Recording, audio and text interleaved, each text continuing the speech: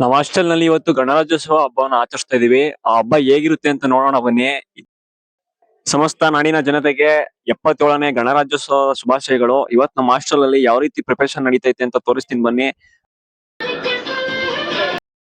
ನೋಡಿ, ಇದೆಲ್ಲ ನಿನ್ನೆ ನೈಟ್ ನಾವು ಎಲ್ಲ ರೆಡಿ ಮಾಡ್ಕೊಂಡಿದ್ವಿ. ಈ ಟೇಪ್ ಆಗಿರ್ಬೋದು, ಬಲೂನ್ಸ್ ಆಗಿರ್ಬೋದು.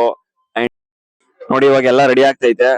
ನೋಡಿ ಎಷ್ಟು ಶ್ರಮ ಪಡ್ತಾ ಇದಾರೆ ಇವರೆಲ್ಲ ನಮ್ ಸೀನಿಯರ್ಸ್. ನೆಕ್ಸ್ಟ್ ವರ್ಷ ನಾವು ಮಾಡ್ಬೇಕು ಈ ರೀತಿ. ನಮ್ಗೆ ಒಂದು ಇನ್ಸ್ಪಿರೇಷನ್ ತರ ಇವರೆಲ್ಲ ಕಾಣ್ತಿದಾರೆ ಇವಾಗ. ಇದ್ರಲ್ಲೆಲ್ಲ ಆಸಕ್ತಿ ಇರ್ಲಿಲ್ಲ ನಮ್ಗೆ ಮೊದ್ಲು. ಇವಾಗೆಲ್ಲ ಸ್ವಲ್ಪ ಬರ್ತೈತೆ. ಇವೆಲ್ಲ ಮಾಡ್ಬೇಕು ಅಂತ ದೇಶಭಕ್ತಿ ಜಾಸ್ತಿ ಆಗ್ತೈತೆ ಇವಾಗ ಇವೆಲ್ಲ ನೋಡಿದ್ಮೇಲೆ. ನೋಡಿ, ನಮ್ಮ ಹಾಸ್ಟೆಲ್ ಅಡುಗೆಯವರು ದೇವರಾಜ್ ಅವರು ಅಲ್ಲಿ ಅಡುಗೆ ಮಾಡಕ್ ಬಿಟ್ಟು ಇಲ್ಲಿ ಡೆಕೋರೇಷನ್ ಮಾಡಕ್ ಬಂದಿದ್ದಾರೆ. ಅವ್ರು ನಾವು ಮಿಸ್ಬೇಕು. ಇಂತ ಕಾರ್ಯಕ್ರಮಕ್ಕೆಲ್ಲ ಈ ರೀತಿ ಸಪೋರ್ಟ್ ಮಾಡ್ತಾರೆ ಅಂದ್ರೆ. ನೋಡಿ, ಇವ್ರು ಬಂದ್ರು ಅಂತ ಅವ್ರ ಫ್ರೆಂಡ್ ಶ್ರವಣ್ ಬಾಯಿ ಕೂಡ ಬಂದಿದ್ದಾರೆ ಅಲ್ಲಿಂದ ಅಡುಗೆ ಮಾಡೋದನ್ನ ಬಿಟ್ಟು. ಸೀನಿಯರ್ಸ್ ಎಲ್ಲ ಡೆಕೋರೇಷನ್ ಮಾಡ್ತಾ ಇದಾರೆ ಬನ್ನಿ. ಗಾಂಧೀಜಿ ಅವ್ರ ಫೋಟೋ ಮತ್ತೆ ಅಂಬೇಡ್ಕರ್ ಫೋಟೋನ ನೀಟಾಗಿ ಎಲ್ಲ ಒರೆಸಿ ಎಲ್ಲ ರೆಡಿ ಮಾಡ್ತಿದ್ದಾರೆ. ಮತ್ತೆ ಪೂಜೆ ಎಲ್ಲ ಇನ್ನೇನು ಸ್ಟಾರ್ಟ್ ಆಗುತ್ತೆ.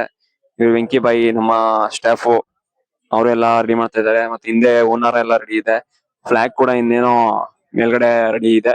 ಇನ್ನೇನಿದ್ರು ವಾಣಂದ್ ಮೇಡಮ್ ಬಂದು ಫ್ಲಾಗ್ ಹಾಸ್ಟ್ ಮಾಡ್ಬೇಕು. ಅಲ್ಲಿ ಗಂಟ ವೇಟ್ ಮಾಡೋಣ ಬನ್ನಿ. ಶ್ರವಣ್ ಬಾಯಿ ಕೂಡ ಎಷ್ಟು ಶ್ರಮ ಪಡ್ತಾ ಇದಾರೆ ನೋಡಿ. ಪಾಟೆಲ್ ಎತ್ಕೊಬರ್ತಾ ಇದಾರೆ ನೋಡಿ. ನಮ್ಮ ಬಾಹುಬಲಿ ಆದಂತ ಶ್ರವಣ್ ಬಾಯಿ ಅವರು ಪಾಟ್ ಎತ್ಕೊ ಬಂದ್ರು. ಎಲ್ಲರಿಗೂ ನಮಸ್ಕಾರ. ಸಮಸ್ತ ನಾಡಿನ ಜನತೆಗೆ 77ನೇ ಗಣರಾಜ್ಯೋತ್ಸವದ ಆರ್ಥಿಕ ಶುಭಾಶಯಗಳು. ಆ ಭಾರತಾಂಬೆ ಎಲ್ಲರನ್ನು ಕಾಪಾಡ್ಲಿ, ಎಲ್ಲರನ್ನು ಚೆನ್ನಾಗಿಟ್ಟಿರ್ಲಿ.